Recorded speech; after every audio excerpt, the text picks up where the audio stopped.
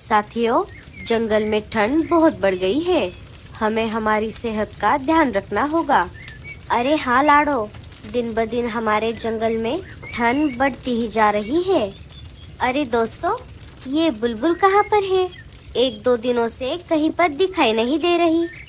अरे मीनू मौसी, क्या आपको नहीं पता? बुलबुल 2-4 दिनों से बहुत बीमार है। उसे बहुत तेज बुखार है, इसीलिए वो घर के बाहर नहीं आ रही। अच्छा, तो ऐसी बात है। ठंड की वजह से मैं भी आजकल घर से बाहर नहीं आ रही, इसीलिए मुझे नहीं पता चला। चलो, हम बुलबुल से मिलकर आते हैं। हाँ हाँ, चलो चलो। वो सब वहाँ से जाने ही वाली थी, तभी सूचना पंछी वहाँ पर सूचना देने के लिए आ जाते हैं।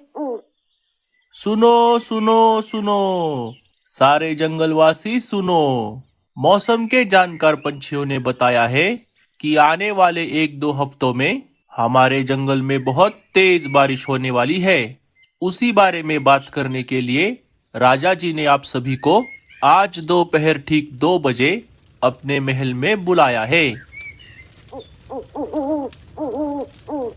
लो, एक और नई मुसीबत। अरे ये सब क्या हो रहा है? ये ठंड के मौसम में अचानक बारिश कहाँ से आ गई?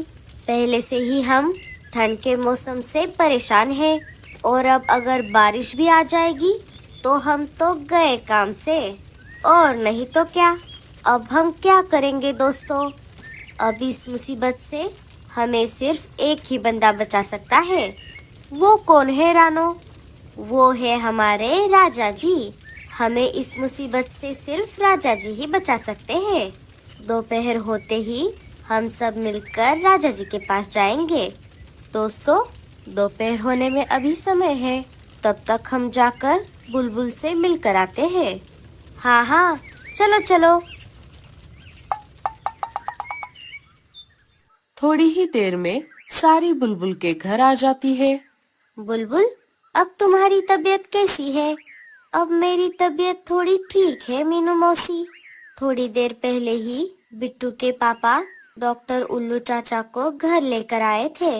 उल्लू चाचा ने कहा चिंता की कोई बात नहीं है।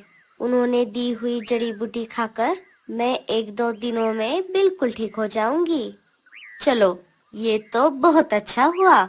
हम सबको तुम्हारी चिंता हो रही थी, इसीलिए हम तुमसे मिलने आ गए। अब तुम आराम करो, अब हम चलते हैं। हमें यहाँ से निकलकर राजा जी के महल भी जाना है। वो किस लिए? टूनी सारी बात बुलबुल को बता देती है। अरे बाप रे, अब क्या होगा?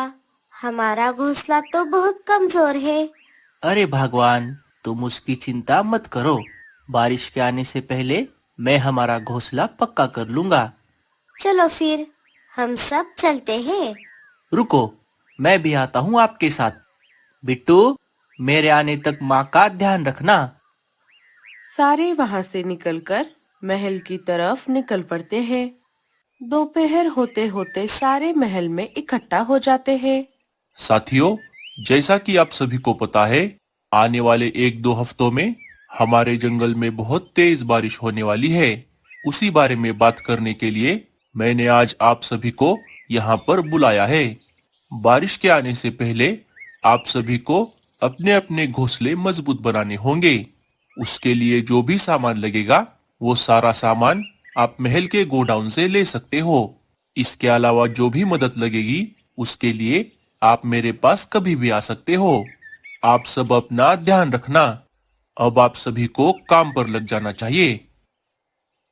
सारे अपने अपने जरूरत के हिसाब से महल के गोडाउन से सामान ले लेते हैं और अपने अपने घर आ जाते हैं। भूरे जी, अब हम क्या करेंगे? एक तरफ जंगल के बाकी सारे पंछी अपने अपने घोंसलों को मजबूत बनाने में लग गए हैं, और दूसरी तरफ हम हैं। हमारे पास तो घोंसला ही नहीं है। ठंड की वजह से पहले से ही हम इतना परेशान हैं, और अब अगर बारिश भी आ जाएगी तो हम कैसे उसका सामना करेंगे?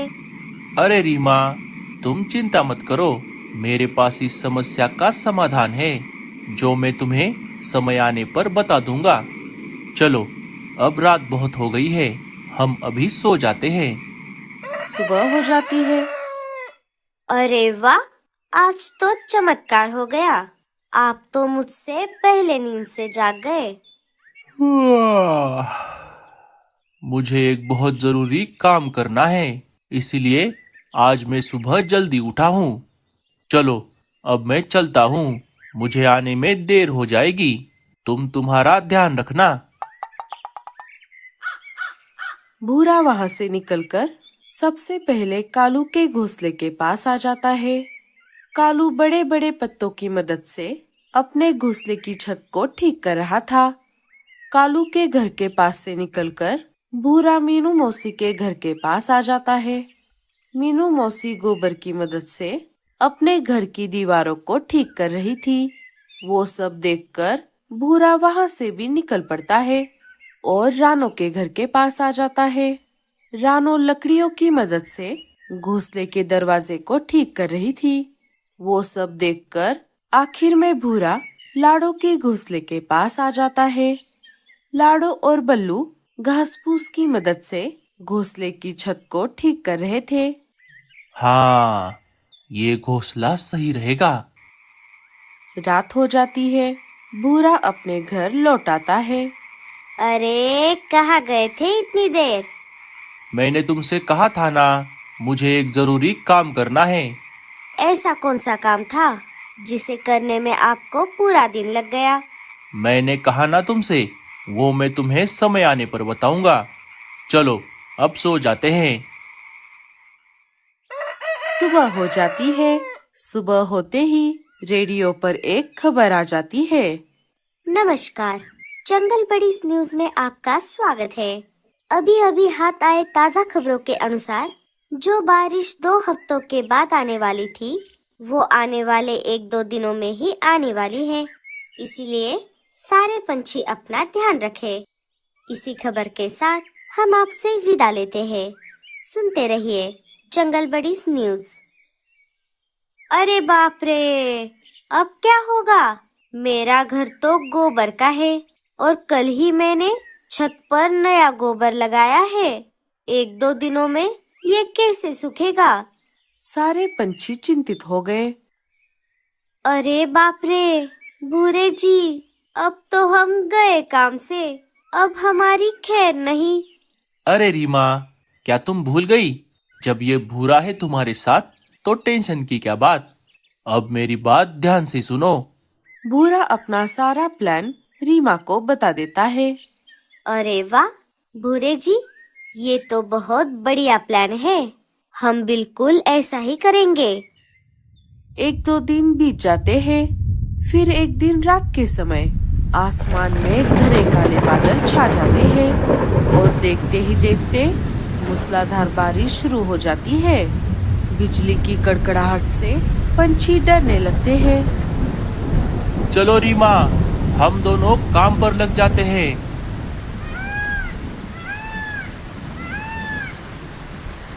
लाडो, अरे ओ लाडो, दरवाजा खोलो, मैं हूँ भूरा। अरे भूरे, इतनी तेज बारिश में तुम यहाँ पर कैसे? अरे क्या बताऊँ लाडो, तेज बारिश की वजह से हमारा घोंसला टूट गया। रीमा को बहुत गहरी चोट लगी है। मुझे तुम्हारी मदद चाहिए। चलो चलो, मैं भी चलता हूँ तुम्हारे साथ। बच्चों को घर पर अकेला छोड़कर लाडो और बल्लू भूरे के साथ निकल पड़ते हैं। घर से थोड़ा दूर आते ही भूरा रुक जाता है। लाडो, बल्लू, तुम दोनों रीमा के पास जाओ। मैं डॉक्टर उल्लू चाचा को लेकर आता हूँ। दोनों वहाँ से निकलकर रीमा के पास आ जाते हैं। वहाँ आकर उन्होंने देखा रीमा तो वहाँ पर थी ही नहीं और घोंसला भी वैसे का वैसा था।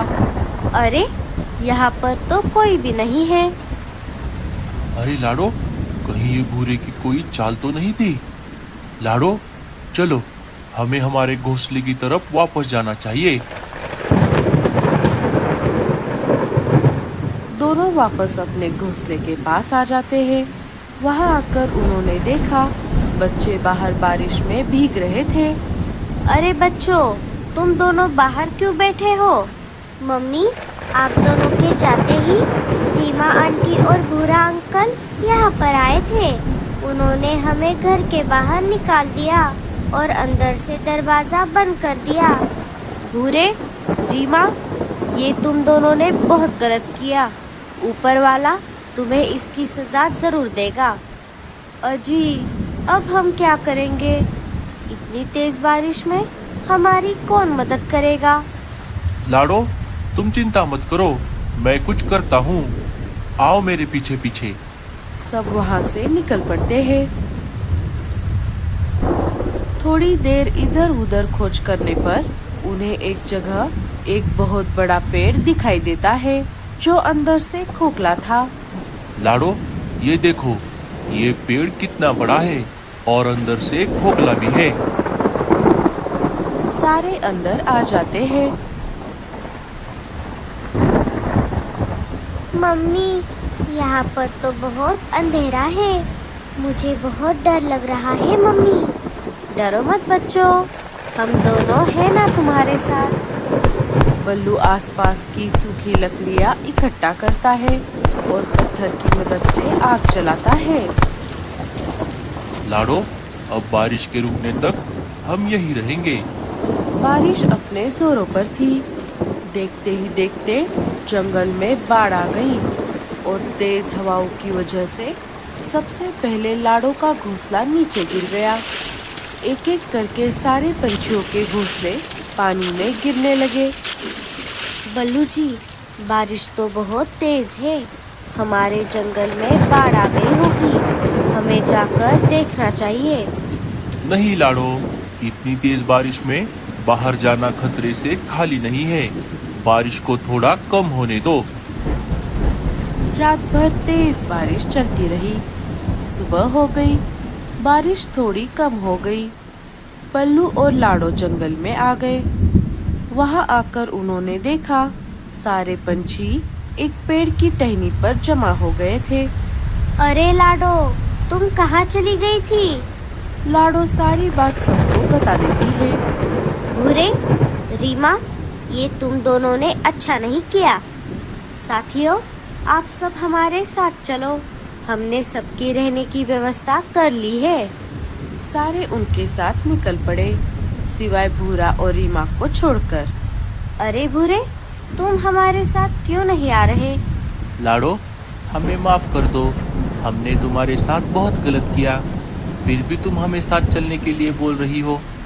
अरे भूरे, तुम्हें तुम्हारे गलती की सजा मिल गई है। अब चलो हमारे साथ। सारे पेड़ के घर में आ गए। अरे बाप रे, ये पेड़ तो कितना बड़ा है। साथियों, जब तक बारिश रुक नहीं जाती, हम सब यही रहेंगे। तो दोस्तों, कैसी लगी आपको हमारी ये पेड़ के घर की कहानी? और इस स्टोरी से हमें क्या सीख मिलती है? हमें कमेंट्स में जरूर बताना। मिलते हैं अगली स्टोरी में।